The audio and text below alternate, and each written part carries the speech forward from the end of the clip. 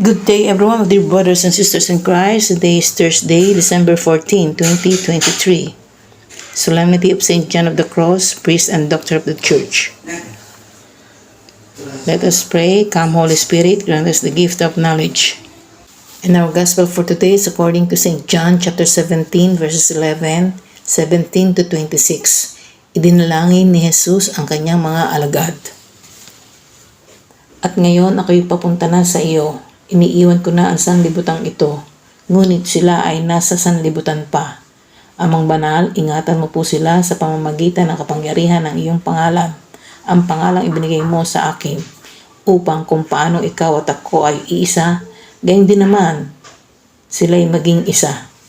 Ibukod mo sila para sa iyo sa pamamagitan ng katotohanan. Ang salita mo ang katotohanan. Kung paanong isinugo mo ako sa sanlibutan, gayon din naman isinusugo ko sila sa sanlibutan.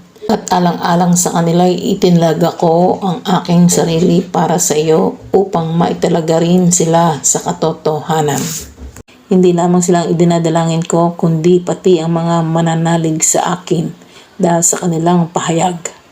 Ama, maging isa nawa silang lahat, kung paanong ikaw ay nasa akin at ako'y nasa iyo. Gayon din naman, maging isa nawa sila sa atin upang ang sanlibutan ay maniwala na ikaw ang nagsugo sa akin.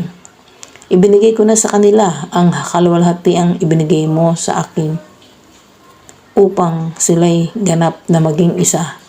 Tulad mo at ako na iisa, ako'y nasa kanila at ikaw ay nasa akin upang lubos na silang maging isa.